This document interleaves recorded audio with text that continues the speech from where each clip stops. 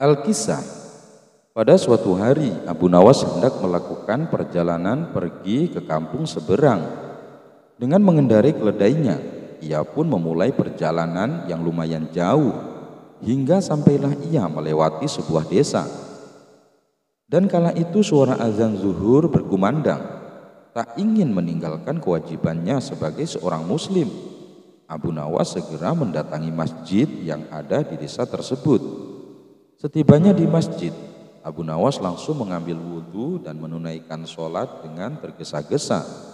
Selanjutnya ia hanya berdoa dengan bacaan yang pendek. Kemudian ia pun langsung beranjak untuk melanjutkan perjalanannya. Ternyata sholat Abu Nawas yang tergesa-gesa ini menarik perhatian seorang ulama yang juga selaku ketua masjid. Sang ulama pun segera menghentikan langkah Abu Nawas yang akan keluar dari masjid. "Wahai Tuan, sholat yang Anda lakukan itu bukan cara yang benar untuk berdoa kepada Tuhan. Anda harus mengulanginya kembali. Sholat dan berdoalah dengan benar," tegur ulama tersebut kepada Abu Nawas. Sang ulama mengira kalau Abu Nawas adalah seorang musafir yang tidak tahu tentang ilmu agama. Karena dari penampilan Abu Nawas tak mencerminkan seorang ulama sufi yang menguasai ilmu agama.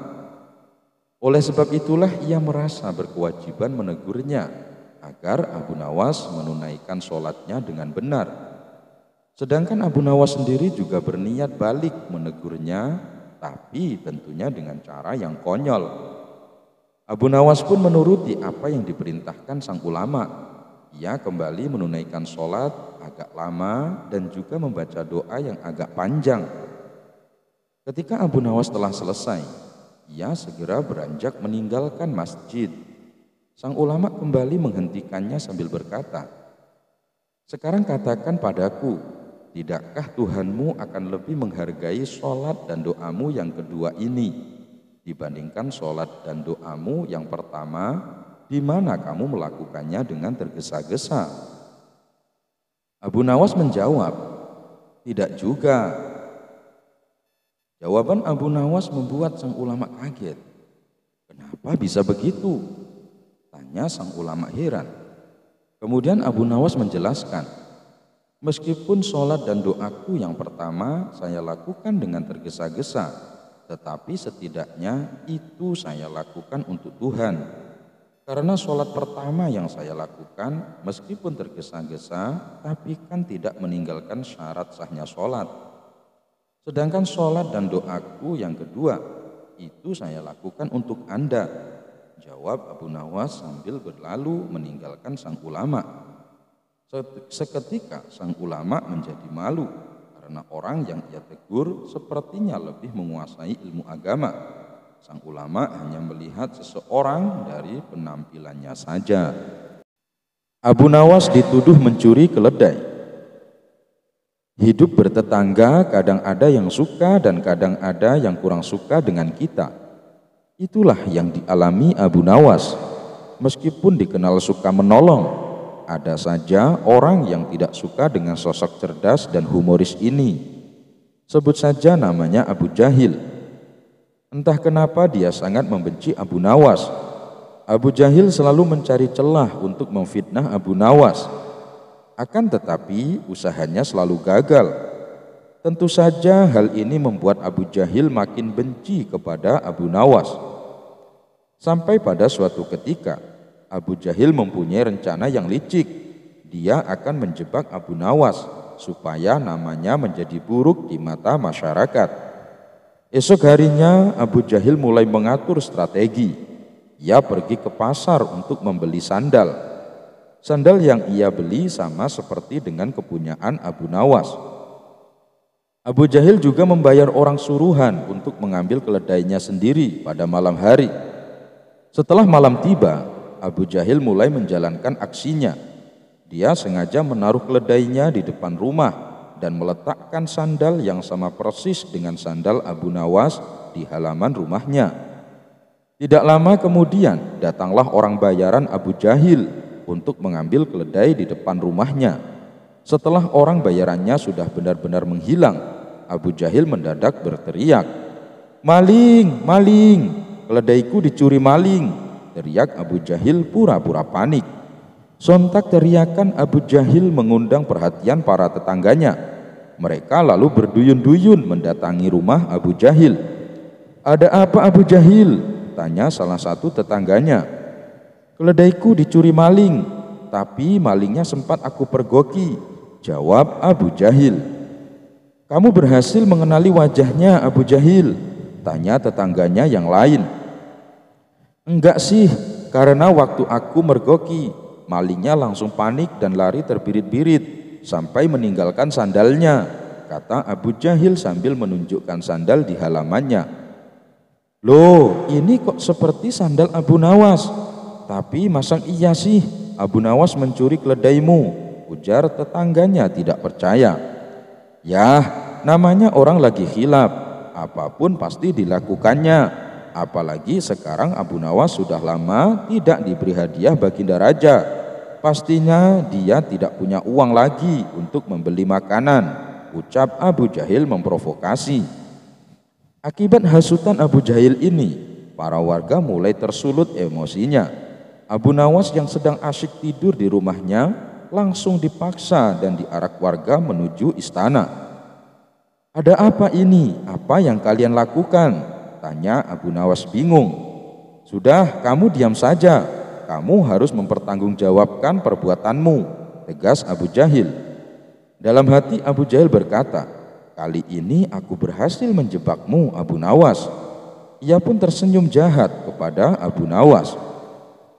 Setibanya di istana, Baginda Raja kaget ada rombongan warga datang. Terlebih lagi di situ ada Abu Nawas dengan kondisi tangan terikat. Ada apa ini? Kenapa malam-malam datang kemari? Tanya Baginda Raja. Ampun Paduka yang mulia, hamba mau melaporkan keledai hamba dicuri Abu Nawas, jawab Abu Jahil. Abu Nawas yang mendengar pengaduan Abu Jahil hanya terdiam. Ia menunggu saat yang tepat untuk membongkar kedok Abu Jahil. Memangnya kamu punya bukti apa Abu Jahil? Apakah keledaimu ada di rumah Abu Nawas? Tanya Baginda Raja. Keledainya memang tidak ada di rumah Abu Nawas. Bisa saja dia menaruhnya di tempat lain Paduka yang mulia. Tapi saya punya bukti yang lain, ucapnya. Coba tunjukkan bukti yang kamu punya Abu Jahil, perintah Baginda Raja. Ia lalu menunjukkan sandal yang mirip dengan milik Abu Nawas. Ini buktinya Paduka yang mulia, waktu hamba memergoki, Abu Nawas lalu terbirit-birit sampai meninggalkan sandalnya di halaman rumah hamba, tutur Abu Jahil. Apa benar itu sandal kamu Abu Nawas? Tanya Baginda Raja kepada Abu Jahil. Bukan Baginda Raja, tapi sandal itu memang mirip dengan sandal hamba, jawab Abu Nawas. Kamu jangan coba mengelak Abu Nawas. Jelas-jelas itu sandalmu, bentak Abu Jahil. Sudah, berikan saja sandal itu kepadaku, pinta Baginda Raja kepada Abu Jahil. Setelah Abu Jahil memberikan sandal tersebut, Baginda Raja lalu memanggil Abu Nawas. Abu Nawas, kemarilah, coba pakai sandal ini, perintah Baginda Raja. Setelah dicoba, sandal yang dibawa Abu Jahil tidak muat di kaki Abu Nawas.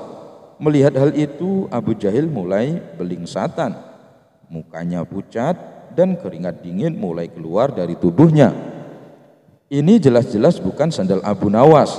Kamu jangan menuduh orang sembarangan. Atau jangan-jangan kamu ingin memfitnah Abu Nawas, bentak Baginda Raja geram kepada Abu Jahil. Dengan mulut terbata-bata, Abu Jahil menjawab, maaf Paduka yang mulia, hamba kira itu sandal Abu Nawas.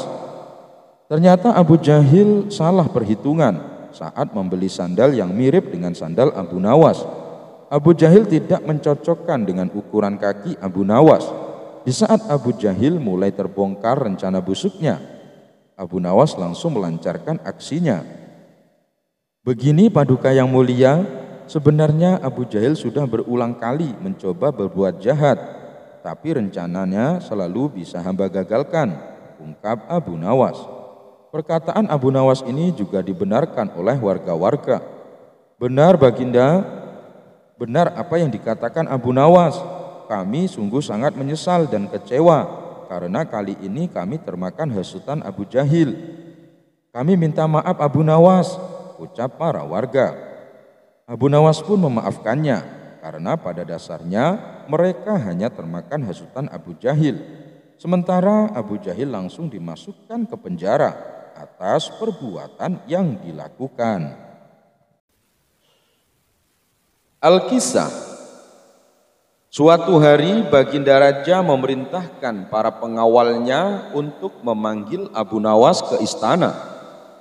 Dalam waktu tidak terlalu lama, Abu Nawas sudah berada di hadapan Baginda Raja. "Hai, apa kabar Abu Nawas? Sudah lama kau tidak kemari. Apakah aku harus memanggil lebih dulu untuk melepaskan rasa kangenku padamu?" sapa Baginda berbasa-basi.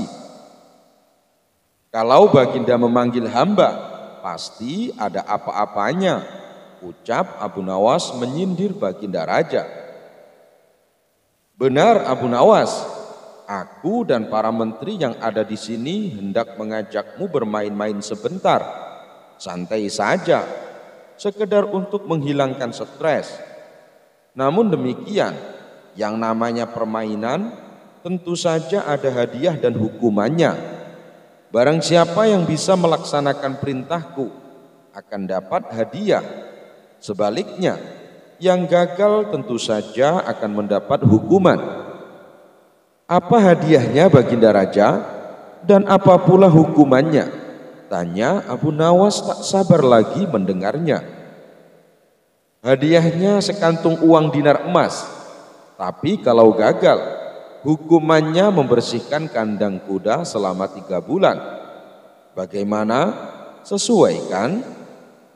"Oke, perintah Baginda siap hamba laksanakan." "Kalau begitu, dengar dan camkan. Perintahku ini berlaku pada siapa saja yang berada di sini, tidak terkecuali. Begitu aku ucapkan perintah, dalam hitungan detik kalian harus melaksanakan. Barang siapa yang gagal, hukuman membersihkan kandang kuda siap menanti. Bagaimana? Bisakah dimulai sekarang?" "Siap," ujar para menteri serempak. Abu Nawas agak terlambat mengucapkan kata siap. Si cerdik ini mulai mencium gelagat tidak beres dari permainan ini. Abu Nawas mulai waspada. "Semua jongkok," Baginda memberi perintah dan aba-aba. Segera semua yang hadir di balairung istana berjongkok menuruti perintah Baginda Raja. "Sekarang tengkurap." Abu Nawas dan para menteri seketika tengkurap bersama-sama. "Berdiri." Para menteri dan Abu Nawas langsung berdiri. "Dilarang menginjak karpet." Abu Nawas celingukan. Lantai balairung istana tidak ada yang kosong dari karpet. Semua dilapisi karpet. Para menteri yang memang sudah diatur sebelumnya menuju ke tempat masing-masing. Ada yang naik di atas meja, di atas almari, bergantungan di rantai lampu, dan ada pula yang memeluk erat pilar istana. Pokoknya tidak ada lagi tempat yang lowong buat Abu Nawas. Dalam sekejap Abu Nawas berpikir keras. Dia harus menemukan akal. Kalau tidak demikian, hukuman membersihkan kandang kuda sudah menanti di depan mata. Tahu sendiri kan baunya kandang kuda. Tidak pakai lama, tiba-tiba Abu Nawas meloncat ke punggung Baginda. Dalam hitungan detik, Abu Nawas sudah berada di gendongan Baginda Raja. Baginda berteriak-teriak kegelian. "Lepaskan Abu Nawas, lepaskan!" teriak Baginda sembari berusaha keras melepaskan pelukan Abu Nawas. Tapi Abu Nawas tak mau melepaskan cengkramannya. Semakin Baginda menarik tangan Abu Nawas, semakin kuat Abu Nawas mencekram Baginda Raja. "Lepaskan Abu Nawas, lepaskan. Aku menyerah kalah." Pungkas Baginda menyudahi lelucon yang konyol itu. Dan mau tak mau, Baginda harus merelakan sekantong uang dinar emas jatuh ke pelukan Abu Nawas. Abu Nawas mendadak jadi hakim, bikin pedagang curang ketakutan. Al-Kisah, Abu Nawas mendengar ada seorang pedagang di kota Baghdad yang terkenal jujur dan baik hati. Semua pembeli yang datang ia layani dengan sangat ramah. Barang-barang dagangan yang dijual pedagang tersebut dibanderol dengan harga yang terjangkau, karena ia hanya mengambil sedikit untung. Hal inilah yang membuat dia makin disukai dan dicintai oleh banyak orang. Di depan toko milik dia berjualan, ada toko seseorang yang memiliki barang jualan sama persis seperti dirinya. Di samping berjualan, pedagang itu berprofesi pula sebagai rentenir. Dikenal juga sebagai orang yang kejam dan tidak kenal ampun, sehingga banyak orang yang membencinya. Selain itu, pedagang tersebut mematok harga yang sangat tinggi untuk barang jualannya dan seringkali terlihat memaksa para pembeli. Wajar jika tokonya sepi dan tidak laku. Tetapi karena dia juga menjadi rentenir, tokonya sering didatangi orang-orang untuk berutang. Dia berani memberi pinjaman berapapun, tapi dengan syarat bunga yang sangat tinggi.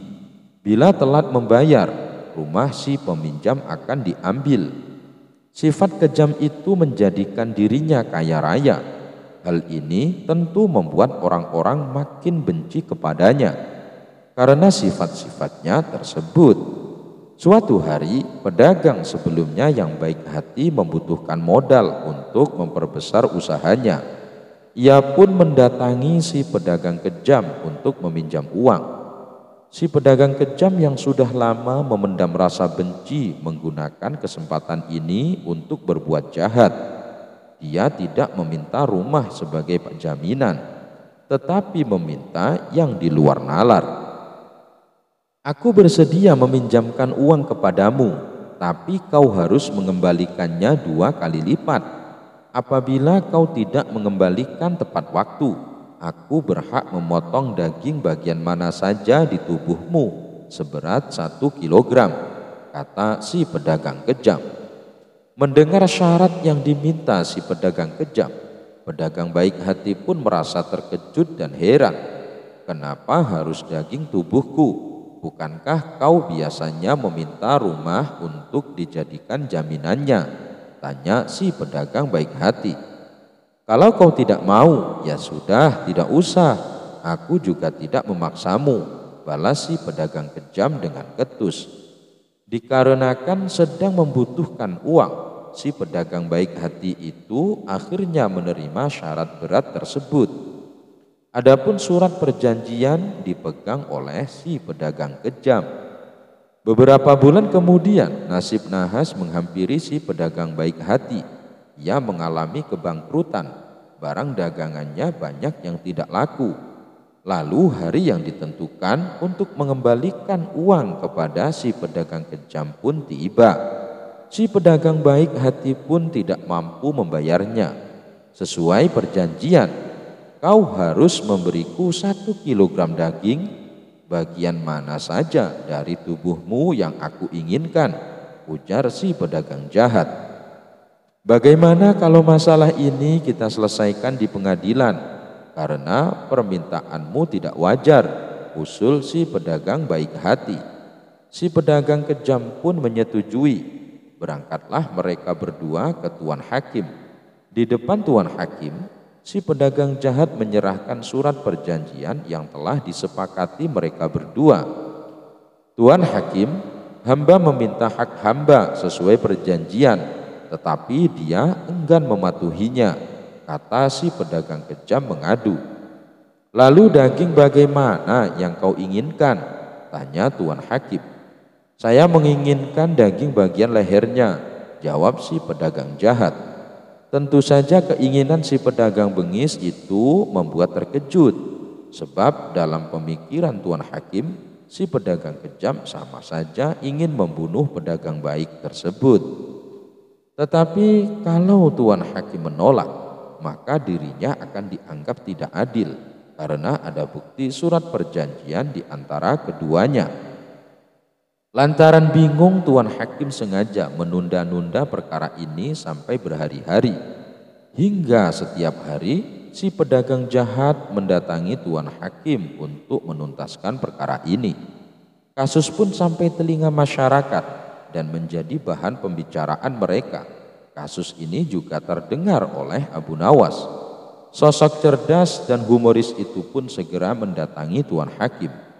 "Tuan Hakim, perlihatkan surat perjanjian itu padaku," pinta Abu Nawas. Setelah menerimanya, sejenak Abu Nawas terdiam. Tidak beberapa lama, ia pun mendapat jalan keluarnya. "Tuan Hakim, hamba akan membantu Anda menyelesaikan kasus ini. Sekarang panggil kedua orang itu," kata Abu Nawas. Singkat cerita, datanglah si pedagang yang baik hati dan pedagang kejam ke pengadilan. Abu Nawas lalu bertanya kepada si pedagang baik hati, "Apakah sewaktu menulis surat perjanjian kau setuju bahwa si pedagang jahat memotong 1 kilogram daging di bagian mana saja dari tubuhmu yang diinginkannya?"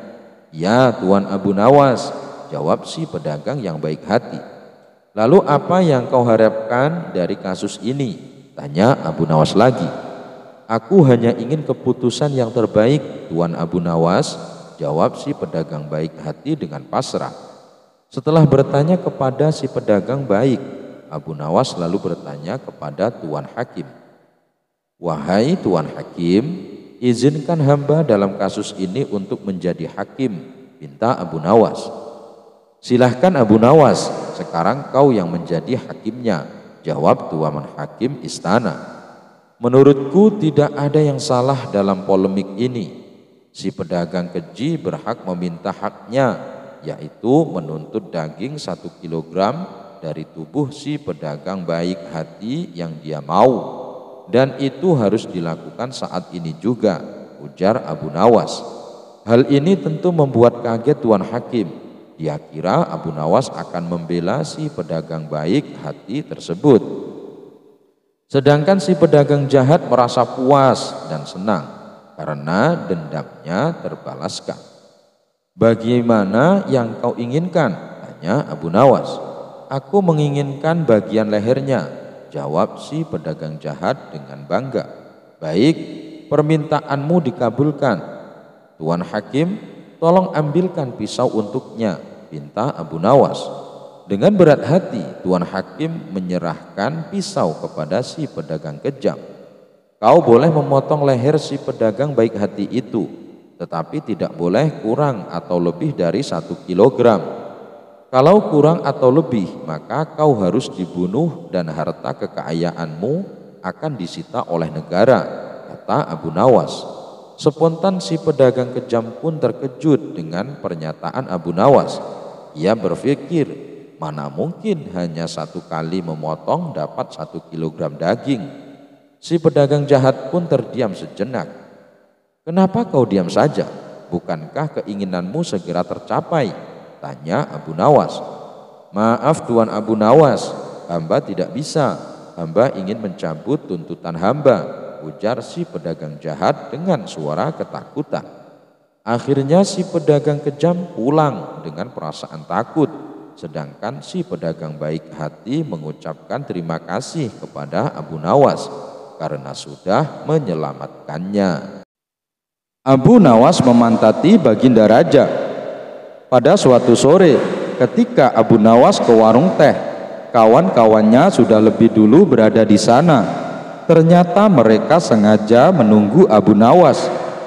"Nah, ini dia Abu Nawas datang," kata salah seorang dari mereka. "Ada apa?" kata Abu Nawas sambil memesan secangkir teh hangat. "Kami tahu engkau selalu bisa melepaskan diri dari perangkap-perangkap Raja Harun ar-Rasyid. Tetapi kami yakin kali ini engkau pasti dihukum Baginda Raja bila engkau melakukannya," kawan-kawan Abu Nawas membuka percakapan. Apa yang harus kutakutkan? Tidak ada sesuatu apapun yang perlu ditakuti kecuali Allah Subhanahu wa Ta'ala, kata Abu Nawas menentang. Selama ini belum pernah ada seorang pun di negeri ini yang berani memantati baginda Raja Harun ar-Rasyid. Bukankah begitu, hai Abu Nawas? Tanya kawan Abu Nawas. Tentu saja tidak ada yang berani melakukan hal itu, karena itu adalah pelecehan yang sangat berat. Siapa saja yang melakukannya pasti akan dipancung, kata Abu Nawas memberitahu. Itulah yang ingin kami ketahui darimu. Beranikah engkau melakukannya? Tanya temannya yang lain. Sudah kukatakan bahwa aku hanya takut kepada Allah Subhanahu wa Ta'ala saja. Sekarang apa taruhannya bila aku bersedia melakukannya? Abu Nawas balik bertanya. 100 keping uang emas. Selain itu, baginda harus tertawa pada saat engkau pantati, tantang mereka. Bukan Abu Nawas namanya jika tidak bisa menyelesaikan suatu masalah. Ia menyanggupi tawaran yang amat berbahaya itu dan kembali pulang ke rumahnya.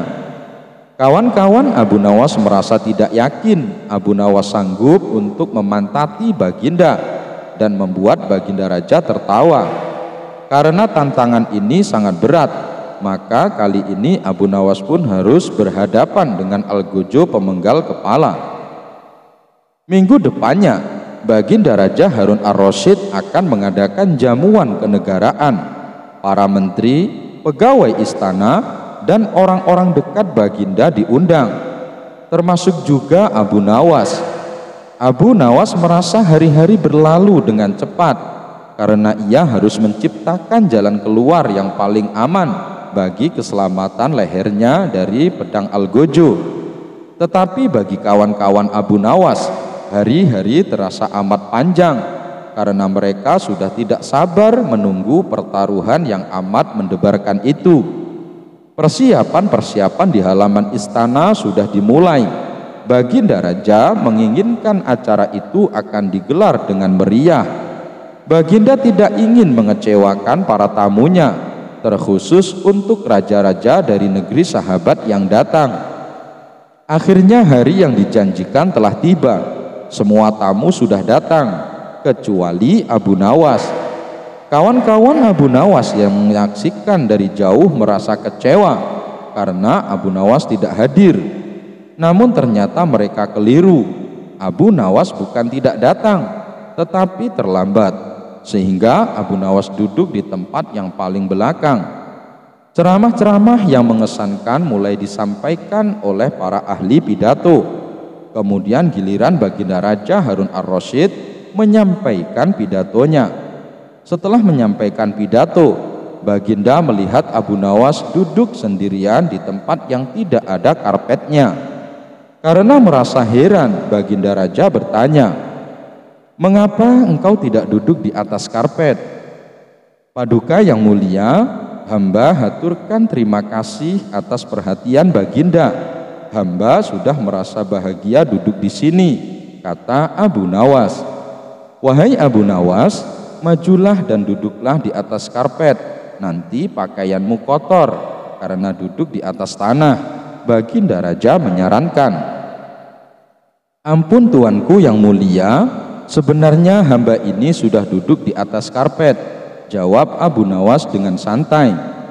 Baginda bingung mendengar pengakuan Abu Nawas, karena baginda melihat sendiri Abu Nawas duduk di atas lantai. "Karpet yang mana yang engkau maksudkan itu, wahai Abu Nawas?" tanya baginda masih bingung. "Karpet hamba sendiri, tuanku yang mulia. Sekarang hamba selalu membawa karpet kemanapun hamba pergi," kata Abu Nawas seolah-olah menyimpan misteri. "Tetapi sejak tadi aku belum melihat karpet yang engkau bawa," kata baginda Raja bertambah bingung. "Baiklah baginda yang mulia, kalau memang ingin tahu, maka dengan senang hati hamba akan menunjukkan kepada paduka yang mulia," kata Abu Nawas sambil beringsut-ingsut ke depan. Setelah cukup dekat dengan baginda, Abu Nawas berdiri, kemudian menunjukkan potongan karpet yang ditempelkan di bagian pantatnya. Abu Nawas kini seolah-olah memantati baginda Raja Harun ar-Rasyid. Melihat ada sebotong karpet menempel di pantat Abu Nawas, baginda Raja tak bisa membendung tawa, sehingga beliau terpingkal-pingkal, diikuti oleh para tamu yang datang. Menyaksikan kejadian yang menggelikan itu, kawan-kawan Abu Nawas merasa kagum. Mereka harus rela melepas 100 keping uang emas untuk Abu Nawas. Abu Nawas dan pedagang Mesir. Pada suatu hari, seorang pria asal Mesir datang ke Baghdad. Ia membawa barang dagangan dalam jumlah besar. Maklum, ia adalah seorang saudagar. Dalam waktu singkat, dagangannya habis terjual di pasar, dan ia pun berniat kembali pulang ke negerinya. Tapi berhubung kapal yang ditunggu belum juga datang, ia terpaksa tinggal lebih lama di Baghdad.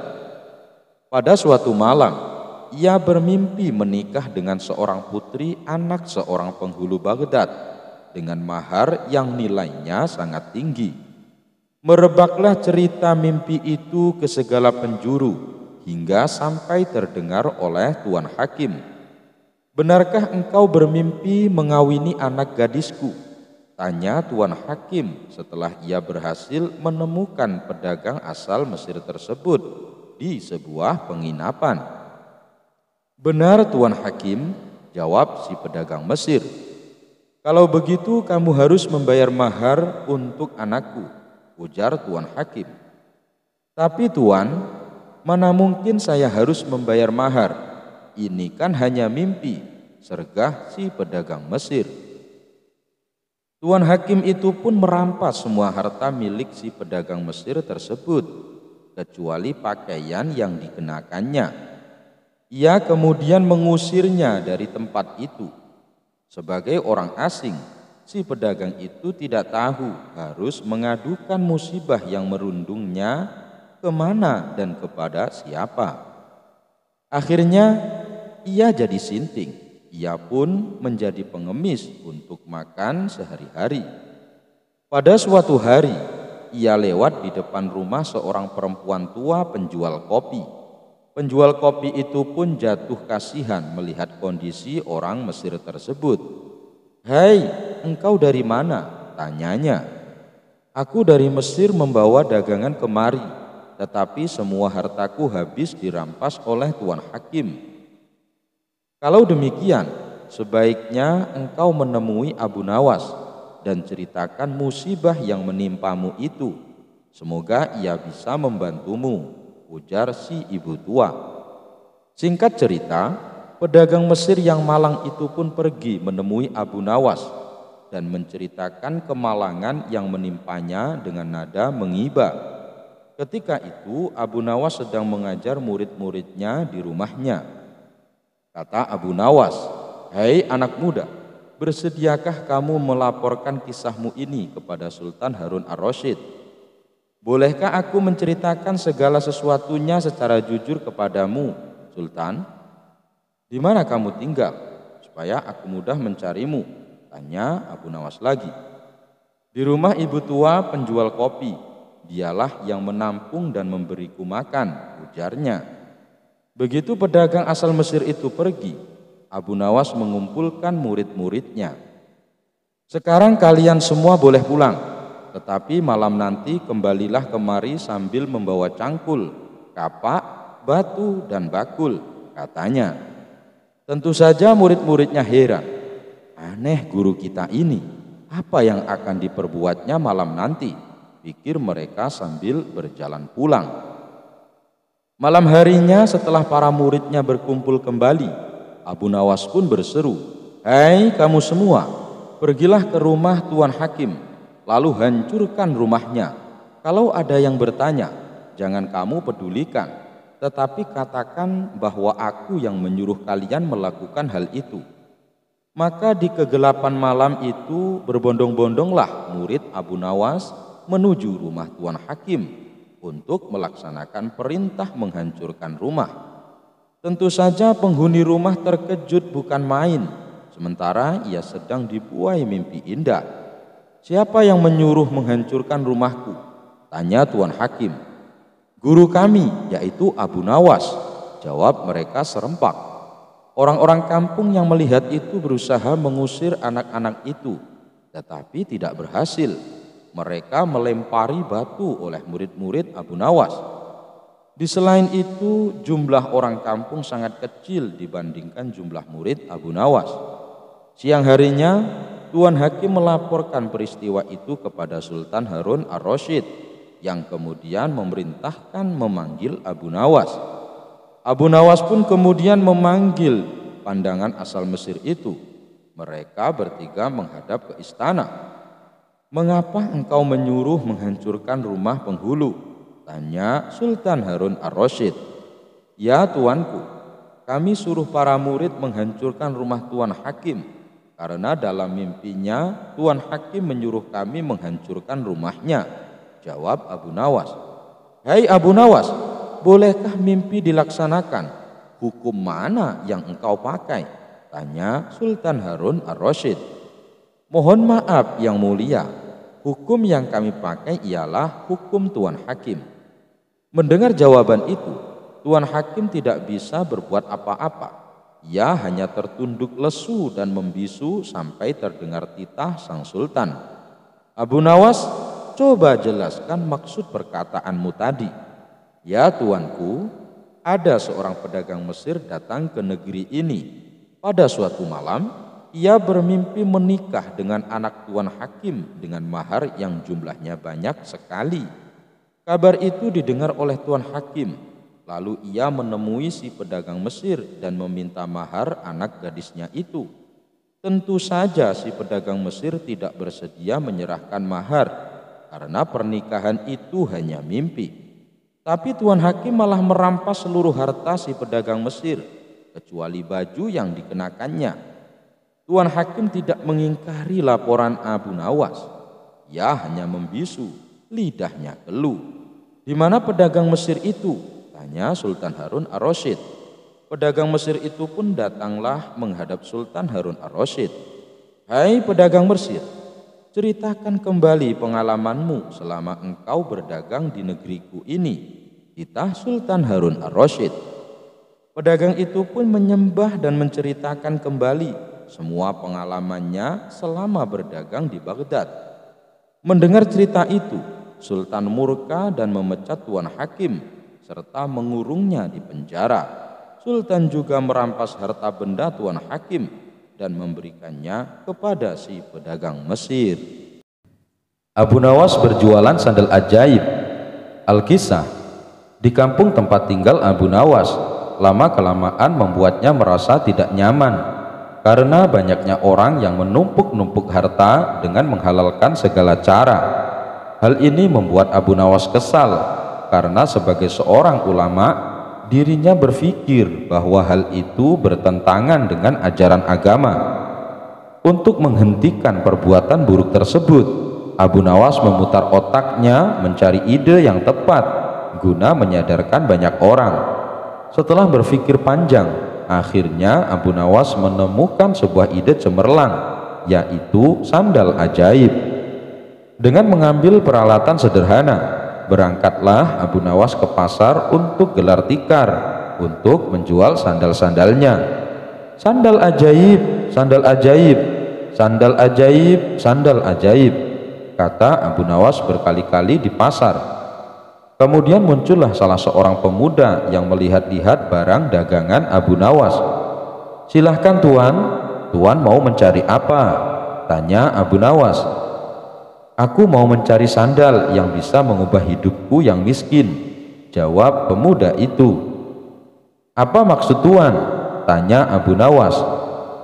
"Aku sudah lama hidup miskin dan ingin sekali menjadi orang yang kaya raya. Aku ingin membeli barang yang bisa memberikan keberuntungan," kata pemuda tersebut. Abu Nawas pun memilihkan satu sandal ajaibnya. Ia mengatakan, bahwa sandal itu akan membuat penggunanya dari tidak punya menjadi orang yang punya. Dikarenakan tertarik, pemuda itu akhirnya jadi membeli sandal ajaib dengan harga yang lumayan mahal. Pemuda tersebut langsung memakai sandal ajaib itu berkeliling kampung dengan harapan semoga keberuntungan segera berpihak kepadanya. Akan tetapi apa yang terjadi? Harapannya tidak kunjung terwujud. Jangankan keberuntungan, si pemuda malah dikira pencuri di kampung tersebut. Untung saja para warga tidak sampai menghakiminya. Dikarenakan merasa tertipu, pemuda itu kembali lagi menemui Abu Nawas untuk protes. "Assalamualaikum," sapa pemuda itu. "Waalaikumsalam." "Oh, ternyata Tuan. Bagaimana kabar Tuan?" tanya Abu Nawas. "Kabarku jelek. Aku sering ditimpa kemalangan gara-gara sandal ini.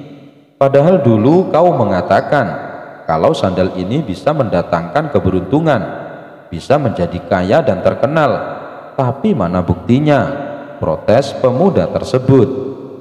"Seingatku, aku tidak pernah mengatakan seperti itu Tuan," sanggah Abu Nawas.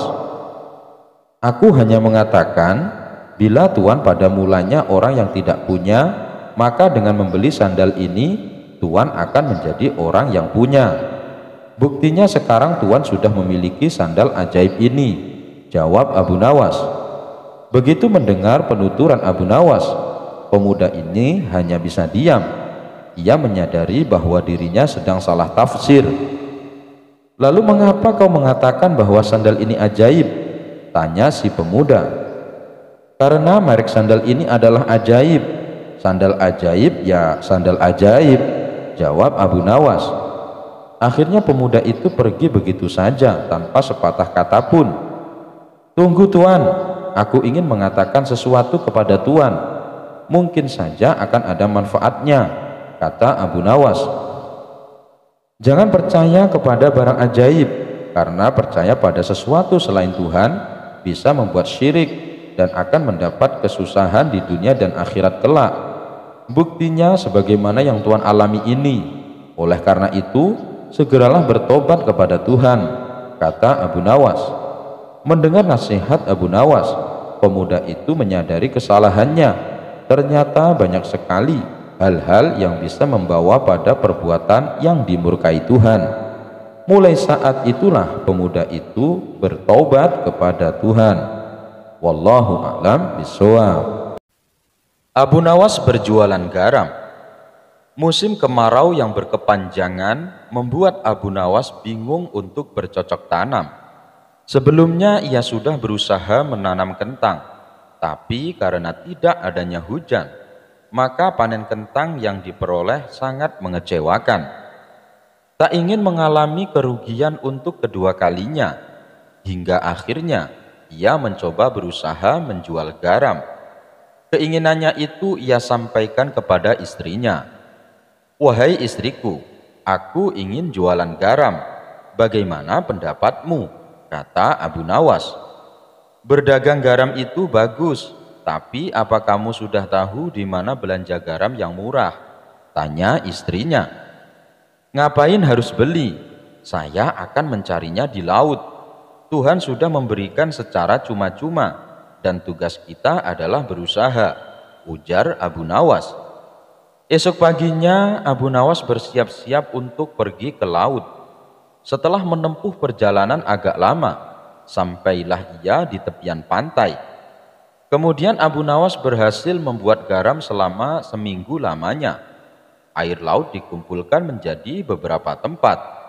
Hari ketujuh Abu Nawas membawa pulang garam-garam tersebut. Namun saat perjalanan pulang, ia melewati sungai dan akhirnya berhenti untuk beristirahat. Abu Nawas meletakkan sekarung garam pada tumbuhan kayu. Ia segera mandi lalu memakan buah-buahan di hutan. Abu Nawas pun merasa sangat kenyang, lalu akhirnya rasa kantuk pun mulai menghampirinya. "Bila aku tidur, nanti garamku bisa dicuri orang. Lebih baik garam ini aku sembunyikan saja dulu," pikir Abu Nawas. Seketika itu Abu Nawas langsung melihat ke bagian bawah sungai. Ia langsung mengambil sekarung garam dan meletakkannya di sungai. Sesudah selesai, ia kemudian berjalan ke sebuah pohon rindang untuk tidur. Beberapa saat kemudian, Abu Nawas pun terbangun lalu bergegas mengambil sekarung garam miliknya. "Aku harus cepat pulang, pasti istriku sudah lama menungguku," ucap Abu Nawas.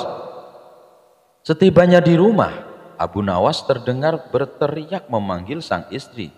"Istriku, istriku, ini aku sudah pulang membawa garam," kata Abu Nawas. Lalu Abu Nawas meletakkan karung garamnya di sebuah alas yang sudah dipersiapkan.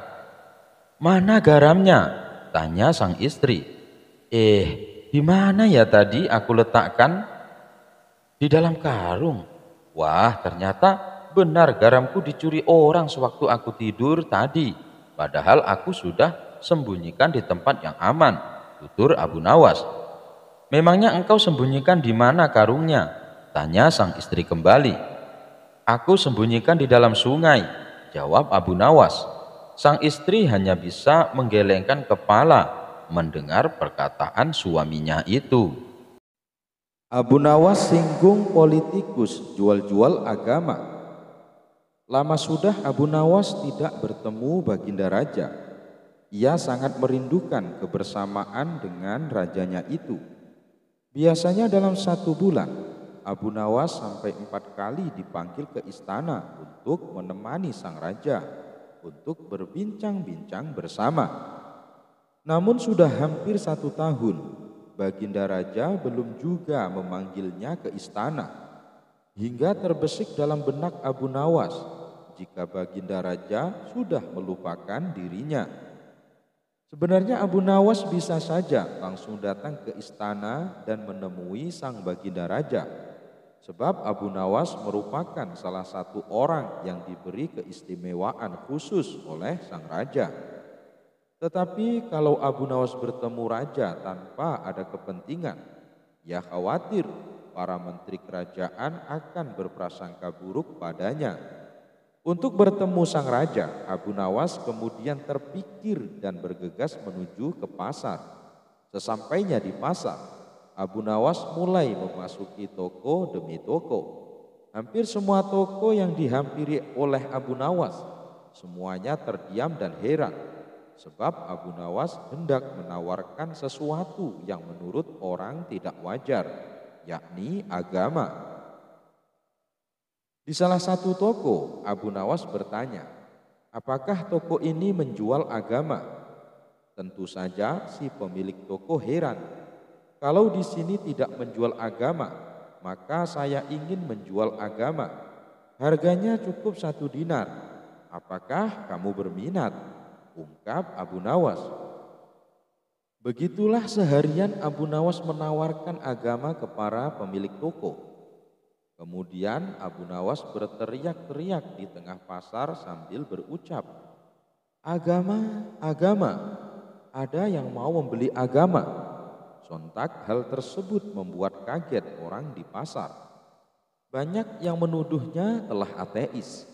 Orang-orang lantas membawanya ke hadapan sang raja. Setibanya di hadapan sang raja kemudian berkata kepada Abu Nawas, "Kenapa kamu bisa diikat oleh orang-orang dibawa ke sini?" Abu Nawas kemudian menjawab, "Mereka menangkap dan membawa saya ke sini karena saya ingin menjual agama saya di pasar." Kemudian Baginda Raja berkata kepada Abu Nawas, "Kalau kamu ingin menjual agamamu sendiri, kenapa mereka marah?" Abu Nawas kemudian menjawab, "Jika saya menjual agama saya sendiri, mereka berpikir saya tak lagi punya agama. Jika saya tak lagi punya agama, mereka menyimpulkan saya tidak bisa sholat lagi. Jika saya tidak bisa sholat lagi, mereka menyimpulkan berarti saya tak punya Tuhan. Jika saya tidak punya Tuhan, mereka berpendapat kalau begitu saya ateis. Begitulah cara pengadilan jalanan menghukum saya." ucap Abu Nawas. Baginda Raja kemudian berkata, jika kamu tidak punya agama lagi karena sudah dijual, bagaimana cara kamu menyembah Tuhan? Ya, saya tinggal masuk ke masjid lalu menunaikan sholat, jawab Abu Nawas. Sang raja kemudian bertanya kembali, loh, kok dengan cara sholat? Kok di masjid? Bukankah itu cara orang Islam beribadah?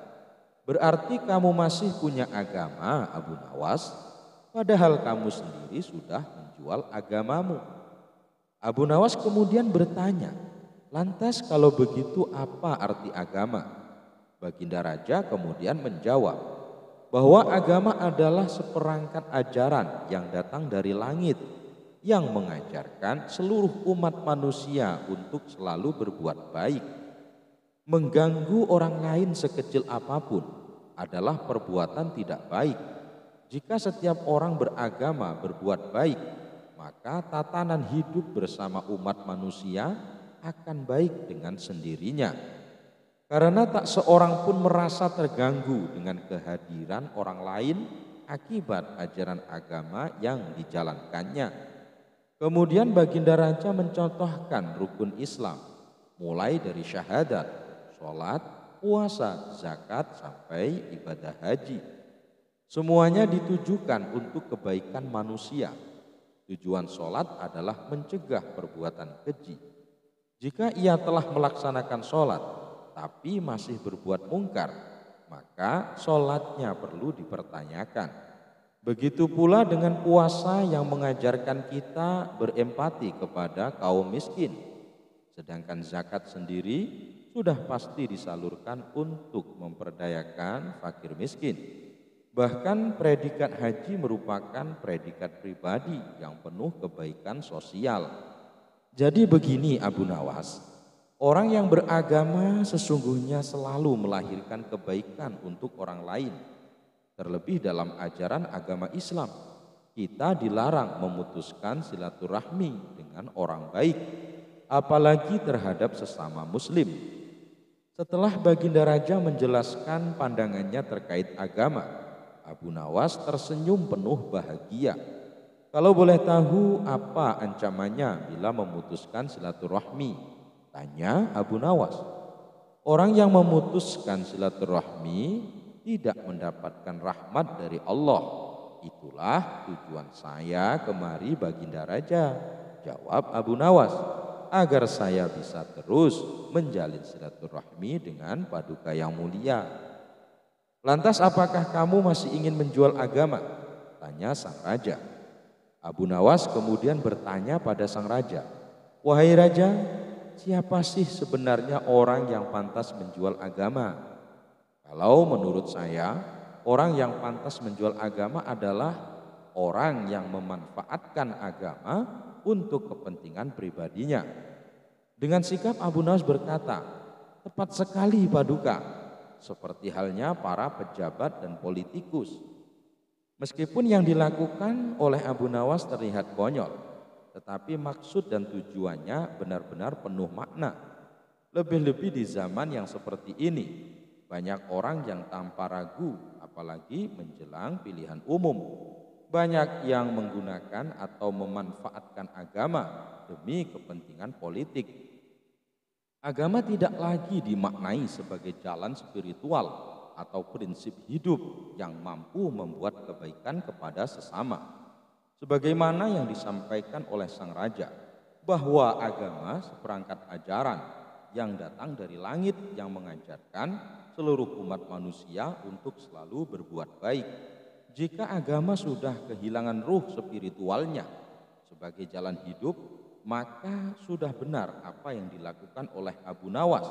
Agama layaknya sebuah barang murah yang dijual ke sana dan kemari. Cara Abu Nawas membagi kambing. Suatu hari datanglah 3 orang desa menghadap Sultan Harun ar-Rasyid di istana. Sultan Harun ar-Rasyid yang waktu itu sedang duduk berbincang-bincang dengan para pejabat tinggi, langsung saja mempersilahkan ketiga orang itu untuk masuk. Setelah 3 orang itu membungkuk, salah seorang di antara mereka berkata, "Ampun beribu ampun Baginda, karena kami telah mengganggu perbincangan Baginda dengan para pejabat yang lain." "Tidak, kalian tidak mengganggu. Kami malah senang dengan kedatangan kalian. Memangnya ada apa kalian menghadapku? Adakah persoalan yang ingin kalian sampaikan?" tanya Baginda Raja. "Begini Baginda Raja, saya Ahmad mempunyai 2 ekor kambing betina, Zulfikar mempunyai seekor kambing jantan, sedangkan Zubair tidak mempunyai kambing, karena Zubair yang setiap hari harus bekerja mengembalakan kambing. Apabila ketiga kambing itu beranak pinak, maka pembagian keuntungannya juga telah kami sepakati, yakni saya mendapat separuh dari jumlah kambing, Zulfikar memperoleh 1/3 dari jumlah kambing, sedangkan Zubair yang mengembala dan merawat mendapat bagian 1/8-nya, terang Ahmad. "Lantas apakah kambing itu sekarang telah beranak pinak?" tanya Baginda Raja. "Benar Baginda, ketiga kambing itu sekarang sudah berjumlah menjadi 23 ekor. Karena itu kami sekarang ingin membaginya sesuai dengan kesepakatan kami dulu. Tapi ternyata kami kesulitan untuk membaginya. Karena itulah kami ke sini untuk memohon pertolongan Baginda Raja," terang Ahmad. Membagi 23 ekor kambing sesuai perjanjian tentu tidak mudah. Bayangkan, bila Ahmad memperoleh pembagian separuh dari kambing-kambing itu, maka Ahmad sebenarnya mendapat bagian 11 ekor lebih setengah kambing. Sedangkan Zulfikar memperoleh pembagian 1/3, seharusnya mendapatkan 7 ekor lebih 2/3 kambing. Sementara Zubair mendapatkan 1/8-nya, yang berarti 2 ekor kambing lebih 7/8 kambing. Baginda Raja Harun ar-Rasyid tampaknya berpikir keras untuk memecahkan masalah tersebut. Bahkan para pejabat yang hadir di tempat tersebut juga tak sanggup memecahkan permasalahan itu. Karena orang yang hadir di tempat tersebut tak ada yang bisa memecahkan masalah itu. Akhirnya Baginda Raja Harun ar-Rasyid terfikir untuk mengundang Abu Nawas yang cerdik untuk ke istana. Setelah Abu Nawas sampai di istana, ia pun langsung bertanya masalah yang terjadi. Mereka bertiga kemudian menceritakan ulang kronologi kebingungan tersebut. "Wah, itu masalah kecil Baginda. Insya Allah saya akan membantu mencarikan jalan keluarnya," kata Abu Nawas. "Tolong bawakan kambing itu masuk semuanya." Setelah ke-23 ekor kambing tersebut dituntun masuk istana, Abu Nawas lalu menghitung kembali jumlah kambing. Sesudah kambing itu dihitung dan benar jumlahnya 23 ekor, Abu Nawas lantas berpikir keras menemukan solusi dari masalah pelik tersebut. Tak lama kemudian, "Izinkan saya meminjam kambing Baginda." "Seekor saja," kata Abu Nawas. "Nah, sekarang saatnya saya akan membagi kambing tersebut sesuai dengan porsi kalian saat perjanjian," kata Abu Nawas setelah menambahkan kambing milik Harun ar-Rasyid. "Ahmad yang berhak memperoleh separuh kambing, maka boleh mengambil 12 ekor. Sedangkan engkau Zulfikar yang memperoleh bagian 1/3-nya, maka boleh mengambil dengan 8 ekor, kata Abu Nawas memerintahkan. "Terakhir Zubair yang memperoleh bagian 1/8-nya, maka engkau berhak mengambil bagian 3 kambing, sisa 1. Karena saya tadi meminjam 1 ekor kambing milik Baginda Raja, maka ini saya kembalikan lagi kambing tersebut." Masing-masing telah mendapatkan bagiannya. Mereka pun berterima kasih dan kembali ke kediaman masing-masing. Perkara yang muskil itu akhirnya dapat ditemukan solusinya berkat kecerdasan Abu Nawas. Meskipun dalam hal ini ada yang dirugikan, namun mereka semua senang. Akhirnya Abu Nawas memperoleh hadiah uang emas dari Baginda Raja Harun ar-Rasyid berkat kecerdikannya. Abu Nawas dilema pilih mertua atau istri. Kita semua sudah tahu bahwa Abu Nawas mempunyai istri yang cantik jelita. Dia merupakan gadis kembang desa. Cara mendapatkannya pun tak terbilang mudah dari berbagai macam drama doa yang Abu Nawas lakukan ketika ia masih bujang. Ia langsung berdoa kepada Allah meminta untuk gadis itu dijadikan jodohnya dengan langsung menyebut nama si gadis. Lama tak dikabulkan, Abu Nawas ganti strategi berdoa, meminta jodoh tanpa menyebutkan nama si gadis. Lama juga tak kunjung dikabulkan. Akhirnya Abu Nawas meminta jodoh bukan untuk kepentingan dirinya. Ia membawa-bawa ibunya. Katanya ia meminta jodoh agar ibunya tak kesepian sendirian di rumah. Sudah banyak trik-trik doa yang Abu Nawas praktekkan. Belum lagi persaingannya dengan pemuda sekampung yang mereka juga ingin memperistri si kembang desa itu. Setelah lika-liku perjuangan itu, Allah mengabulkan doa Abu Nawas. Ia pun menikah dengan si gadis kembang desa. Dan setelah menikah pun masih banyak godaan-godaan dalam rumah tangganya. Para pemuda bahkan yang duda di kampungnya masih belum bisa mengikhlaskan gadis pujaan mereka menikah dengan Abu Nawas.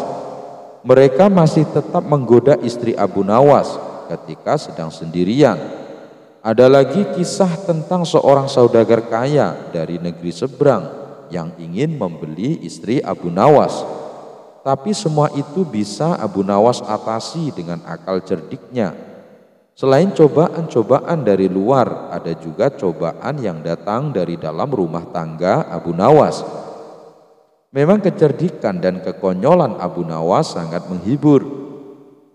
Tapi ada kalanya karena sudah kelewatan membuat sang istri kesal hingga marah-marah seperti pada kisah kali ini. Di dalam usia pernikahan yang kurang lebih sudah 9 bulan itu, mereka hidup mandiri dan juga dalam 9 bulan itulah mereka belum pernah mudik. Tentu mereka sangat rindu dengan keluarga, terutama orang tua, terlebih sang istri yang memang sedari kecil tak pernah terpisah dengan orang tuanya. Setelah berbagai obrolan dan rencana, akhirnya Abu Nawas dan istri menentukan hari di mana mereka akan mudik menjenguk orang tuanya. Walaupun jaraknya nggak terlalu jauh, tapi mereka harus bisa menentukan kapan waktu yang tepat, yaitu di hari raya Idul Fitri. Karena seperti yang kita ketahui, Abu Nawas sehari-harinya disibukkan mencari ma'isyah, dan tak jarang pula Abu Nawas tiba-tiba dipanggil ke istana menghadap Baginda Raja Harun ar-Rasyid. Ketika hari yang ditentukan telah tiba, Abu Nawas beserta istri tercinta dengan berbagai macam persiapannya memulai perjalanan mudik. Tak lupa sang istri pun mewanti-wanti agar semua jendela dan pintu ditutup, dikunci rapat agar aman dari kemalingan. Di sepanjang perjalanan, Abu Nawas tak henti-hentinya bercerita sesuatu yang lucu, bahkan bertingkah konyol dan lucu. Hal itulah yang membuat perjalanan mereka tak terasa lama. Tahu-tahu mereka sudah sampai ke tempat tujuan. Dengan para kerabat mereka berbincang-bincang, bercanda, bersendau gurau, terutama kepada kedua orang tuanya. Mereka pun sudah meminta maaf untuk segala kesalahan-kesalahannya. Tak terasa hari sudah sore. Karena rumah orang tuanya yang sudah penuh dengan kerabat yang kebanyakan dari jauh, tentu Abu Nawas dan istri memilih untuk tak menginap, tapi pulang ke rumah. Apalagi memang kampung di mana Abu Nawas tinggal sedang marak-maraknya kasus pencurian. Perjalanan pulang mereka walaupun cukup melelahkan, tapi terasa singkat. Ketika di depan rumah, sang istri kaget melihat pintu rumahnya sudah terbuka. Bergegas ia masuk ke dalam dan mendapati seisi rumah berantakan. Ternyata rumah mereka kemalingan dan beberapa barang berharga hilang digasak maling itu, termasuk gelang mas kawin pemberian dari suaminya. Inilah yang membuat sang istri marah. Ditambah lagi ia mendapati gembok pintu yang tak terpasang. Tandanya memang pintu itu tak dikunci gembok oleh Abu Nawas. "Kamu ini gimana sih? Aku kan sudah bilang berkali-kali, pintu semua dikunci, digembok. Ini malah gemboknya nggak dipasang," teriak sang istri dengan emosi. Abu Nawas yang menyadari kesalahannya hanya bisa terdiam. Omelan sang istri tak henti sampai di situ saja. Ia terus menyalahkan suaminya itu dengan suara yang tinggi. Kegaduhan inilah yang membuat para warga mendatangi rumah mereka. "Kalian ini kenapa? Ada apa kok ribut-ribut?" tanya salah satu warga. "Ini loh, suamiku padahal udah diwanti-wanti pintu dikunci, malah enggak dikunci. Udah tahu di sini rawan maling," kata istri Abu Nawas dengan masih emosi. Beberapa warga mencoba untuk menenangkan Abu Nawas dan istri. Tak sedikit pula yang ikut berkomentar, "Gimana sih Abu Nawas? Sudah tahu mau pergi lama malah enggak dikunci," kata salah satu warga. "Iya nih, tahu sendiri di sini rawan maling, malah enggak dikunci. Payah Abu Nawas," sahut yang lainnya. Dan masih banyak lagi omongan-omongan warga yang menyalahkan Abu Nawas. Karena mendapat banyak tekanan inilah Abu Nawas merespon. "Kok kalian semua menyalahkanku?" tanya Abu Nawas sedikit kesal. "Loh, siapa lagi kalau bukan kamu? Kamu enggak kunci pintu sih," balas mereka. "Ya jangan aku doang lah yang disalahin. Salahin juga itu malingnya. Aku kan cuma lupa enggak kunci pintu, sedangkan si maling itu yang mencurinya. Dialah yang paling bertanggung jawab," balas Abu Nawas. Mendengar omongan Abu Nawas itu, warga yang tadinya gaduh menjadi diam. Ada yang berpikir, ada yang berbisik satu sama lain membenarkan ucapan Abu Nawas. Mereka pun akhirnya membubarkan diri masing-masing, termasuk istri Abu Nawas sendiri yang tadinya emosi ngomel-ngomel menjadi tenang. Malah heran dengan tertawa melihat para warga yang diam tak berkutik karena kecerdikan kata-kata Abu Nawas. Akhirnya malam itu Abu Nawas dan istri terpaksa tidur dengan kondisi rumah yang masih berantakan. Sudah sebulan berlalu semenjak rumahnya kemalingan. Abu Nawas tampak duduk santai di depan rumahnya menghirup udara pagi yang cerah. Istri setianya kemudian membuatkan kopi panas untuk suami tercintanya.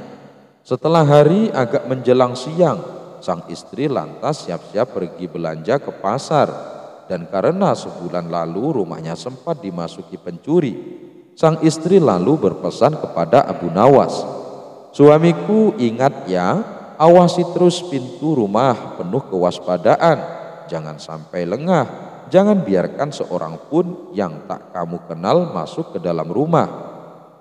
Jangan sampai kita kemalingan lagi."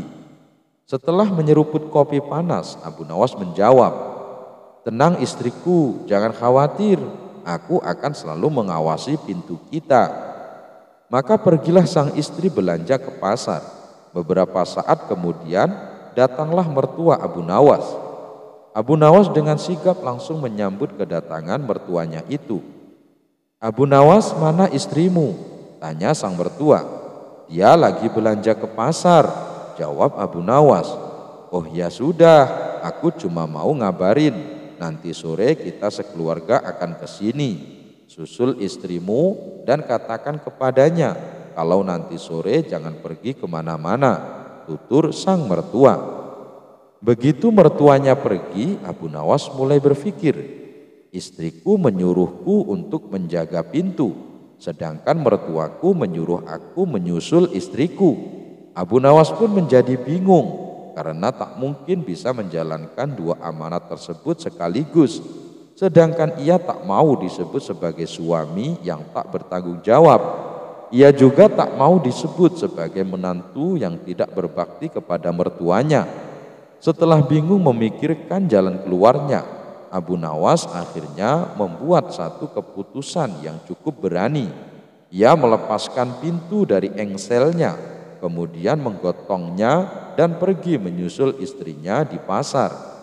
Ketika sudah bertemu istrinya di pasar, lagi-lagi sang istri enggak marah karena melihat alasan cerdik dan konyol suaminya itu. Dan Abu Nawas sukses menjalankan kedua misinya, bisa menjadi suami yang bertanggung jawab dan menjadi menantu yang berbakti kepada mertua. Dan untungnya rumah Abu Nawas yang ditinggal dengan tak ada pintunya sama sekali enggak kemalingan. Bukannya enggak dimaling, tapi malingnya berpikir kalau pintu rumahnya terbuka berarti yang punya rumah ada di dalam. Al-Kisah. Baginda Raja Harun ar-Rasyid mempunyai 2 orang putra dari permaisurinya. Putra pertama bernama Al-Amin dan putra kedua bernama Al-Makmun. Al-Amin ternyata sangat bodoh dan pemalas, sedangkan Al-Makmun terkenal rajin dan pintar dalam ilmu dan sastra. Raja sangat menyukai Al-Makmun karena kecerdasannya tersebut, dan tentu saja ini membuat sang permaisuri tidak suka lantaran sang raja dianggap pilih kasih. Padahal keduanya kan sama-sama putranya. "Suamiku, kenapa Anda tidak begitu menyayangi Al-Amin?" tanya permaisuri Zubaidah. "Karena ia tidak bisa membuat syair dan tidak kenal sastra," jawab baginda raja. "Suamiku, sebenarnya kalau mau, Al-Amin akan menguasai ilmu sastra daripada saudaranya. Sebenarnya ia lebih cerdas, ia hanya malas saja," kata permaisuri. "Kalau begitu biar besok aku panggil Abu Nawas untuk menguji syairnya," tambahnya. Pagi buta Abu Nawas sudah muncul di istana memenuhi panggilan sang permaisuri. "Abu Nawas, coba kamu dengarkan karya syair putraku ini," kata sang permaisuri dengan bangga. Al-Amin lalu membacakan beberapa bait syair sebagai berikut. "Kami adalah keturunan Bani Abbas. Kami duduk di atas kursi." Abu Nawas hampir tidak kuat menahan tawanya mendengar syair tersebut. "Bagaimana?" tanya Al-Amin kepada Abu Nawas. "Syair macam apa itu?" jawab Abu Nawas. Al-Amin marah sekali mendengar cemooh Abu Nawas tersebut. Ia lalu menyuruh seorang pasukan istana untuk menangkap dan memasukkan Abu Nawas ke dalam penjara. Selama beberapa hari Abu Nawas tidak pernah muncul di istana, sehingga Raja Harun ar-Rasyid merasa rindu. Belakangan Raja mendengar kabar bahwa Abu Nawas dimasukkan penjara oleh Al-Amin. Ia kemudian mengajak putranya itu ke penjara untuk menjenguk Abu Nawas. "Kenapa kamu memenjarakannya?" tanya baginda kepada Al-Amin sambil menceritakan apa yang terjadi. "Yang sangat menyakitkan, ia telah berani mencemooh syair karyaku, ayahanda," kata Al-Amin. "Tentu saja, karena memang karya syairmu jelek. Dia itu kan memang seorang penyair hebat, jadi bisa menilai mana karya syair yang bagus dan yang tidak bagus," kata sang raja menasihati. "Baik, kalau begitu beri lagi aku kesempatan untuk memperbaiki karya syairku," kata Al-Amin sambil beranjak pergi. Untuk kedua kalinya, Al-Amin pergi untuk mengasah syairnya. Esoknya, pagi-pagi sekali baginda Raja Harun ar-Rasyid, Abu Nawas dan beberapa penyair sudah berada di istana. Rupanya pertemuan itu sudah diatur oleh permaisuri Zubaidah. Ia ingin mereka mendengarkan karya syair putranya yang baru saja pulang mendalami ilmu sastra. Al-Amin pun mulai membaca karya syairnya. "Hai binatang yang duduk bersimpuh, rasanya tidak ada yang setolol kamu. Kamu seperti hidangan yang diolesi minyak sapi kental, seperti warna seekor kuda belang. Begitu selesai mendengar syair tersebut, Abu Nawas langsung bangkit dan hendak berlalu dari tempatnya. "Kemana kamu, Abu Nawas?" tanya Raja Harun ar-Rasyid. "Aku lebih suka balik ke penjara saja daripada mendengar syair macam ini. Toh sebentar lagi putramu ini pasti akan menyuruh polisi untuk membawaku ke sana," jawab Abu Nawas. Raja pun tertawa terpingkal-pingkal mendengar jawaban Abu Nawas itu. Sementara sang permaisuri Zubaidah hanya bisa duduk bengong. Cara membagi hukum. Pada suatu pagi yang cerah, Abu Nawas datang ke istana karena dipanggil untuk menemani sang raja yang sudah lama kangen akan cerita lucu Abu Nawas.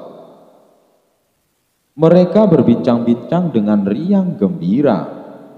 Setelah sekian lama berbincang-bincang, raja tiba-tiba saja ingin menguji kepandaian Abu Nawas. "Wahai Abu Nawas, besok bawalah ibumu ke istanaku. Nanti engkau akan aku beri hadiah 100 dinar, kata Raja Harun ar-Rasyid. Abu Nawas kaget sekali mendengar titah rajanya. Bagaimana tidak? Raja sudah tahu kalau ibunya telah lama meninggal dunia. Bahkan raja ikut melayat ke rumah Abu Nawas. Namun karena iming-iming hadiah yang sangat menggiurkan itu, Abu Nawas bukannya mengelak, malah dia menyetujui permintaan raja tersebut. Sesampainya di rumah, Abu Nawas sangat sibuk sekali untuk mencari seorang wanita tua yang kemudian nantinya akan dijadikan ibunya dan dibawa ke istana. Setelah lama mencari, akhirnya orang yang diinginkan ketemu juga. Dengan panjang lebar Abu Nawas menjelaskan maksudnya kepada perempuan itu. Ia pun berjanji akan membagi hadiah yang akan diterimanya dengan adil, yaitu separuh-separuh. Tanpa pertimbangan lagi, perempuan itu menyetujui permohonan Abu Nawas. Pada keesokan harinya, pagi-pagi sekali Abu Nawas sudah sampai di istana sambil menggendong seorang perempuan tua. "Wahai Abu Nawas, diakah ibumu?" tanya sang raja. "Benar tuanku, inilah ibuku. Beliau sudah tua dan kakinya lemah, sehingga hamba harus menggendongnya ke istana," tutur Abu Nawas. "Benarkah engkau ibunya, Abu Nawas?" "Awas ya kalau bohong, maka aku akan hukum dirimu," tanya raja kepada perempuan tua itu. Mendapat hadiah. Begitu mendengar ucapan rajanya, perempuan itu ketakutan sekali, sehingga ia membuat pengakuan yang sebenarnya, bahwa semua itu adalah sandiwara Abu Nawas untuk mendapatkan hadiah dari raja. Raja Harun ar-Rasyid tertawa cekikian dan akan menghukum Abu Nawas 100 kali pukulan sebagai hukumannya. "Karena engkau berjanji kepadaku akan membawa ibumu ke sini, aku pun berjanji akan memberimu hadiah 100 dinar. Akan tetapi engkau tidak bisa memenuhi janjimu. Dari itu engkau harus dihukum dengan 100 kali pukulan," kata baginda raja. Dalam kondisi terdesak itu, Abu Nawas dengan susah payah memeras otak agar terhindar dari hukuman. Sejenak kemudian, ia sudah menemukan cara ampuh untuk lepas dari hukuman itu. "Wahai tuanku, hamba berjanji dengan perempuan tua itu akan membagi hadiah yang akan paduka berikan dengan sama rata. Karena sekarang hamba dihukum 100 kali pukulan, biarlah yang 50 pukulan saya yang menerima, sedangkan yang 50 pukulan lagi tolong diberikan kepada perempuan tua itu. Kilah Abu Nawas. Dalam hati raja bergumam, jangankan dipukul 50 kali, dipukul 1 kali saja perempuan tua ini tidak akan mampu berdiri. Akhirnya raja mengambil keputusan bahwa uang yang 50 dinar diberikan kepada perempuan tua itu. Dalam keadaan tersebut, Abu Nawas menyela rajanya. Ampun beribu ampun paduka raja, jika ibuku telah mendapat hadiah dari paduka. Tidak adil kiranya kalau anaknya ini dilupakan begitu saja, protes Abu Nawas. Baiklah, terimalah pula bagianmu ini, kata baginda raja sambil memberikan uang 50 dinar kepada Abu Nawas. Sindiran Abu Nawas kepada pejabat pemerintah. Abu Nawas memang memiliki otak yang cerdas. Pada suatu hari, Abu Nawas mengajak berdebat seorang pejabat yang sombong. Dalam debat tersebut, dia berhasil mengalahkan pejabat itu sehingga sang pejabat malu dibuatnya. Suatu ketika, Abu Nawas menerima undangan untuk sebuah jamuan makan malam. Dalam undangan tersebut, dia juga diminta tolong untuk mengisi acara jamuan dengan tausiahnya, ceramah agama. Dari itu, Abu Nawas pun datang menghadiri undangan itu untuk menghormati dan menyenangkan tuan rumah. Namun karena datangnya lebih awal, Abu Nawas pun dipersilahkan duduk di kursi bagian depan. Di kursi itu, Abu Nawas seakan-akan menjadi tamu yang terhormat. Beberapa saat kemudian, para undangan yang lain pun hadir dan langsung menempati kursi-kursi yang disediakan. Kemudian menyusul para pejabat kerajaan yang datang langsung menuju kursi yang paling depan. Akan tetapi pejabat itu sangat terkejut karena kursi paling depan sudah diisi oleh Abu Nawas. Mendapati kenyataan itu, pejabat tersebut langsung memprotes kepada panitia penyelenggara makan malam dengan keras.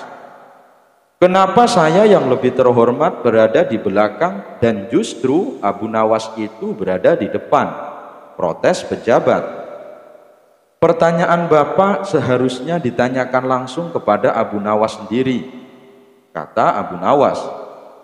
Janji adalah hutang, karena merasa posisinya disamakan dengan masyarakat yang lain, pejabat itu pun tidak terima.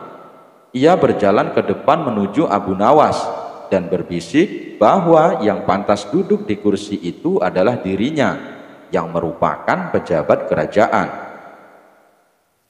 Wahai Abu Nawas, kamu tidak pantas duduk di sini karena kursi depan seharusnya diisi oleh pejabat seperti saya, tegas pejabat itu dengan congkaknya.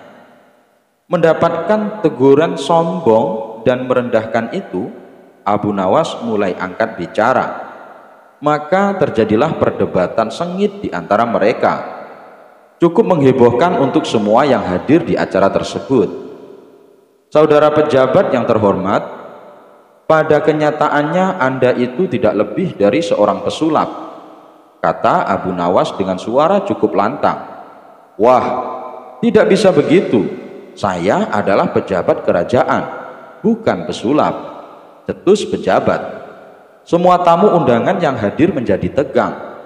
Sebagian dari mereka ada yang berdiri untuk menyaksikan perdebatan itu dan berharap Abu Nawas mampu melumpuhkan sang pejabat yang terkenal sombong itu.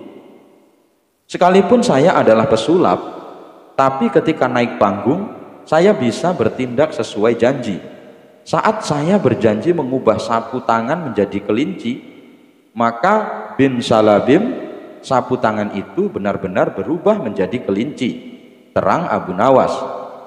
Betapa malunya pejabat. Maksudmu bagaimana? Apa hubungannya? Tanya pejabat. Anda saya katakan sebagai pesulap yang gagal, karena Anda tidak bisa mengubah semua itu. Lihatlah, ketika naik panggung, Anda berjanji akan merubah nasib rakyat kecil menjadi lebih baik. Tapi setelah terpilih menjadi pejabat, keadaan rakyat kecil sama saja seperti sebelum Anda menduduki jabatan itu. Jelas Abu Nawas. Mendapatkan perkataan demikian, pejabat itu hanya bisa diam 1000 bahasa dengan perasaan malu banget.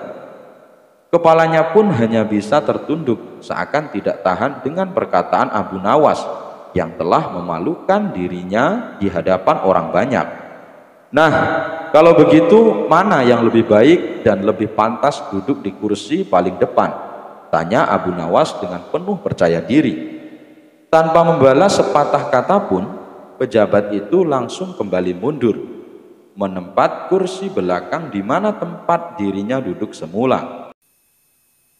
Abu Nawas membakar tendanya sendiri.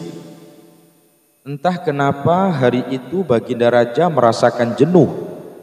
Kekayaan yang berlimpah dan kekuasaan yang dimilikinya justru membuat dirinya bosan hidup di dalam istana. Lalu salah satu penasihat istana menyarankan supaya Baginda Raja pergi berburu ke hutan. Namun saran tersebut ditolak Baginda Raja. Ia beralasan kegiatan tersebut sudah sering dilakukannya. Aku sudah bosan berburu ke hutan. Apa ada saran lain? Tanya Baginda Raja.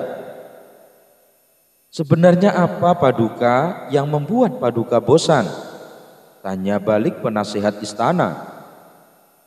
Aku bosan hidup di dalam istana. Aku jenuh dengan semua keadaan ini, jawab Baginda Raja. Oh, jadi pada intinya Paduka ingin mencari sesuatu yang baru. Saya ada ide Paduka yang mulia. Bagaimana kalau Paduka berkemah? Ucap penasehat istana. Berkemah? Sama sekali aku tidak tertarik, balas Baginda Raja. Begini Paduka yang mulia, supaya kegiatan berkemah Paduka berkesan, Paduka ajak serta Abu Nawas. Nanti Paduka tantang Abu Nawas sebuah permainan. Bukankah selama ini Paduka ingin supaya Abu Nawas kalah? Ucap penasehat istana. Ya memang. Tapi permainan apa yang ingin kau usulkan? Tanya Baginda Raja. Kemudian penasehat istana memberitahu tentang jenis permainan yang akan dilombakan. Wah, ide kamu cemerlang juga ya. Kali ini dia pasti akan kalah. Baiklah, sekarang juga panggil Abu Nawas kemari, titah Baginda Raja. Maka beberapa pengawal istana segera pergi menuju rumah Abu Nawas. Singkat cerita, datanglah Abu Nawas ke istana menghadap Baginda Raja. Selamat datang Abu Nawas. Mari mendekatlah dan duduk bersamaku, sambut Baginda Raja. Paduka sepertinya terlihat ceria. Saya ikut bahagia Paduka, balas Abu Nawas. Oh, tentu saja Abu Nawas, karena saya ingin menantangmu sebuah permainan. Kalau kamu menang, kamu akan saya kasih hadiah 1000 dinar. Tapi kalau kamu kalah, kamu harus memandikan semua kuda-kuda istana selama sebulan penuh. Apakah kamu bersedia? Tantang Baginda Raja. Kalau boleh tahu Paduka, apa itu permainannya? Tanya Abu Nawas penasaran. Lomba berkemah Abu Nawas. Nanti kamu dan aku membuat kemah di alun-alun. Tapi jarak kemahmu dan kemahku agak berjauhan. Siapa saja yang kemahnya didatangi tamu paling banyak, dialah pemenangnya. Ucap Baginda Raja menjelaskan. Sejenak Abu Nawas terdiam. Supaya orang-orang tertarik datang ke kemahku, aku akan bercerita yang membuat orang-orang tertawa dan aku pasti akan memenangkan permainan ini, pikir Abu Nawas dalam hati. Baiklah Paduka yang mulia, saya siap menerima tantangan Paduka. balas Abu Nawas. Bagus, nanti malam kita langsung mulai permainannya, timpal Baginda Raja. Setelah malam tiba, Abu Nawas dan Baginda Raja mulai sibuk membuat kemahnya masing-masing. Karena kemah Baginda Raja besar dan banyak hidangan, tentu saja banyak tamu yang berdatangan, mulai dari rakyat jelata sampai pejabat istana berbondong-bondong bertamu ke kemah Baginda Raja. Sehingga di kemah Baginda Raja terlihat seperti sebuah pesta yang meriah. Semakin malam semakin ramai orang berdatangan. Sedangkan kemah Abu Nawas yang tak jauh dari kemah Baginda Raja, tak ada satupun tamu yang datang. Bagaimana tamu mau datang? Kemahnya saja kecil. Belum lagi di kemah Abu Nawas tidak ada hidangan sama sekali. Kalau begini caranya, aku bisa kalah. Mana mungkin tamu mau datang untuk mendengarkan ceritaku? Mereka tentu lebih memilih untuk menyantap hidangan di kemah Baginda Raja, pikir Abu Nawas. Rencana awal Abu Nawas menjadi gagal total. Terpaksa ia harus memutar otaknya supaya bisa memenangkan permainan ini. Dan waktu pun sudah mulai menunjukkan hampir subuh. Itu pertanda permainannya akan segera berakhir. Tiba-tiba muncul ide cemerlang di benak Abu Nawas. Ia lalu mengambil korek api dan membakar kemahnya sendiri. Karena malam itu angin bertiup kencang. Dengan cepat api semakin membesar. Orang-orang yang sedang berkumpul di kemah Baginda Raja terkejut melihat ada kebakaran di kemah Abu Nawas. Mereka semua langsung menuju ke sana bermaksud untuk menolong Abu Nawas. Baginda Raja sendiri ikut mendatanginya. Ia khawatir dengan keselamatan Abu Nawas. Kemah Baginda Raja yang tadinya penuh dengan tamu kini menjadi kosong. Tak seorang pun yang ada di situ. Karena mereka semua sedang berada di kemah Abu Nawas, termasuk Baginda Raja sendiri. Tidak berapa lama suara kumandang azan subuh terdengar. Alhamdulillah, teriak Abu Nawas kegirangan. Melihat hal itu orang-orang pun menjadi heran. Begitu juga dengan Baginda Raja. Hei Abu Nawas, kamu sudah gila ya? Kemahmu kebakaran. Tapi kamu malah merasa senang, ucap Baginda Raja. Oh, tentu saja Paduka yang mulia, karena saya memenangkan permainan ini, balas Abu Nawas. Maksudmu bagaimana Abu Nawas? Tanya Baginda Raja kebingungan. Coba lihatlah, semua tamu Paduka datang ke kemah saya, jawab Abu Nawas. Sejenak Baginda Raja mulai memahami maksud perkataan Abu Nawas. Oh, tunggu dulu, belum tentu Abu Nawas. Karena semua tamu yang datang ke kemahmu jumlahnya sama dengan tamu yang datang ke kemahku. Berarti tidak ada yang menang, juga tidak ada yang kalah, bantah Baginda Raja. Waduh, Paduka salah menghitung. Bukankah Paduka juga datang kemari? Berarti jumlah tamu yang datang ke kemah saya lebih banyak. Meskipun selisihnya cuma satu orang, yaitu Baginda sendiri, ujar Abu Nawas. Untuk kesekian kalinya Baginda Raja harus menerima kekalahannya. Kamu memang cerdik Abu Nawas, ucap Baginda Raja. Lalu salah satu kawan Abu Nawas yang kebetulan datang di situ bertanya kepadanya, Hei Abu Nawas, apakah kamu tidak rugi? Kamu membakar kemahmu sendiri hanya untuk memenangkan permainan ini. Tapi dengan entengnya Abu Nawas menjawab, dengar ya kawan, harga kemahku ini cuma 10 dinar. Sedangkan hadiah yang akan aku dapatkan jika aku menang itu jumlahnya 1000 dinar. Kawannya itu langsung memuji kecerdikan Abu Nawas. Suatu hari Abu Jahil meminjam kuali milik Abu Lara, tapi sudah hampir 2 minggu tidak dikembalikan jua. Karena butuh, Abu Lara datang ke rumah Abu Jahil untuk mengambil kualinya. Beberapa hari kemudian, Abu Lara menemukan sebilah pisau di dalam kuali. Ini pasti milik Abu Jahil, pikirnya. Dengan maksud baik, Abu Lara mengembalikan pisau itu ke empunya. Namun maksud baik itu disikapi lain oleh Abu Jahil. Gara-gara pisauku tertinggal di rumahmu, aku jadi kehilangan 2 ekor ayam, ujar Abu Jahil berang. Seandainya pisau itu segera kau kembalikan, aku pasti dapat membunuh musang itu. Jadi aku tidak bakal kehilangan 2 ekor ayam. Abu Lara kebingungan mendengar cerita aneh itu. Padahal siapa yang salah menaruh pisau di dalam kuali? Kau harus bertanggung jawab. Gara-gara keteledoranmu, aku jadi kehilangan 2 ekor ayam. Sekarang kau harus bayar ganti rugi padaku. Karena takut, Abu Lara menuruti permintaan Abu Jahil. Namun setelah itu, Abu Lara mengadu kepada Abu Nawas. Mendengar pengaduan itu, Abu Nawas naik pitam. Kau harus balas perlakuannya, kata Abu Nawas. Dia harus diberi pelajaran agar tidak sewenang-wenang kepada orang lemah seperti dirimu. Sembari berkata begitu, Abu Nawas mengemukakan sebuah rencana.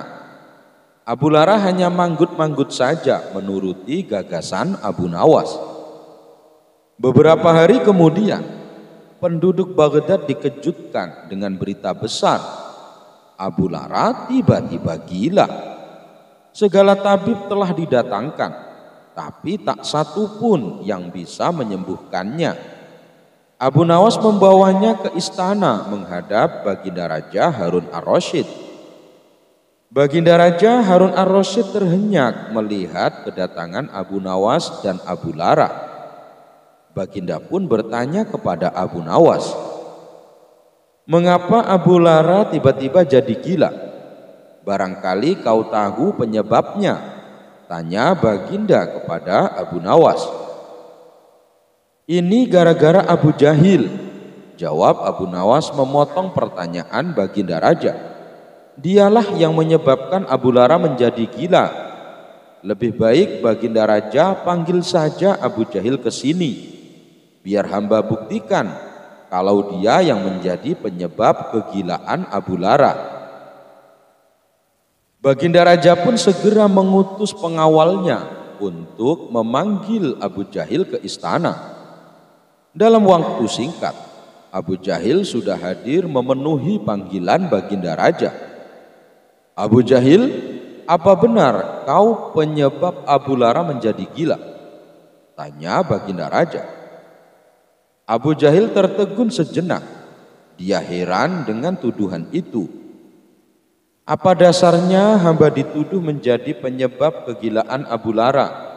tanya Abu Jahil sambil geleng-geleng kepala. "Gara-gara kualinya kau pinjam berhari-hari, dia tidak bisa menanak nasi. Karena itu dia hanya makan dedaunan saja.